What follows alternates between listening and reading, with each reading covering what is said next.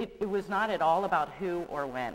I didn't know it was John, I mean, I know it's John McCracken, but that's not what interests me at all about this work, and it doesn't really matter to me that it was done in '65, other than the fact that we're 45 years past and this is still relevant and amazing, and it's a fascinating piece. That's pretty profound, I think, if a work in art can last that long and still be important to me. The cube is prominent in my work in really kind of abstract ways, so it's not unusual that I would choose this. I'm not forcing the cube or the box into my work at all, and that's something that I want to talk to you guys about and illuminate.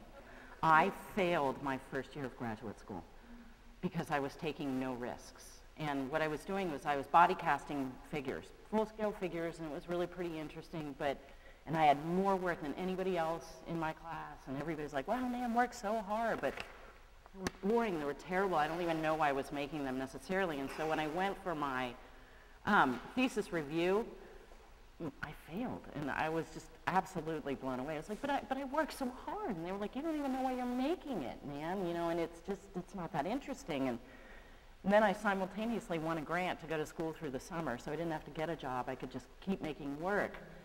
So what my committee challenged me to do was remove the figure, which was like, okay, cut off my left arm. Like, that's like, what else are you going to do with me? It's the worst thing they could have done.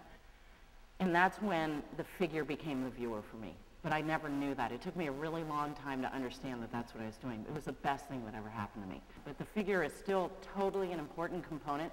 I think about this as the figure, because when I'm looking at it, what do I see but myself? So it becomes reflection. It's all these kinds of things at this point. And I know that the history of this object wants to talk about sculpture and painting and the kind of split that was happening there, and all of a sudden sculpture was hanging on a wall, but that's where painting belongs, and you have reflective surfaces, and that's about painting. But for me, it's about the viewer. It goes right back to me, and it remains a sculpture, and it's an object that I have to kind of confront myself with, and really intensely, because it's looking right back at me. How does an artist process this into their own work and then regurgitate it back out to you? And why is that sort of relevant today? Why is this, 1965, relevant to 2010? It started out as form. And I'm thinking about people like David Smith, abstraction. I mean, I know we could go back to Duchamp, but I'm going to start with David Smith for here. Then we go into minimalism, and materials and shape become sort of the predominant thing that's going on there. We move into process with the early 70s artists, Jackie Windsor, people like this who I'll talk about. We get into sight, Smithson, people along those lines, concept and content, and then we get into experience. And this is where the cube is no longer simply an object, but this is a cube, this room is a cube. And this is where my work really comes in. Duchamp's really was about concept. We can talk about it in terms of materials because it was really out of the world to be seeing, you know, spice jars and little used boxes as art. And so, I mean, he was blowing out the water in all kinds of ways, which we all bless him for, thank you. Think about Solowitz anti-cubes is what I like to call them. The piece that's typically right here, and how a cube can be defined by things which are linear and actually take away all the sort of solidness of that space. Donald Judd, he was one of the guys that was really taking materials, which is amazing, but also that 2D, 3D, and really throwing that up. He's putting it on the wall. Like, what is that about anymore there? And then there was the piece that changed my entire life. Robert Morris's Box with a Sound of Its Own Making. What it is quite literally, you know, it's a beautiful, but it's probably to scale about like this. It's maybe a little smaller. And it's a nice piece of plywood. It's like some kind of veneered or solid pine. And he just recorded himself cutting the wood and then pounding it together. And then he put the recording inside the box.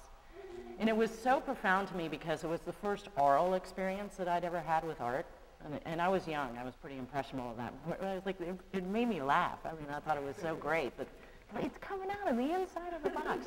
And it was so simple and so well done. And the materials and the form and the concept all like crashed in such a great way for me. I was like, this is incredible. This is like, it gives me chills to talk about it. I did a piece, and this is where you're going to have to use your imagination a little bit, but I hope that I can give you enough of a kind of vision of what I'm talking about that a lot of times my work isn't based on that visual aesthetic anyway, so if we can talk about the experience of it, you might get enough of what I'm talking about.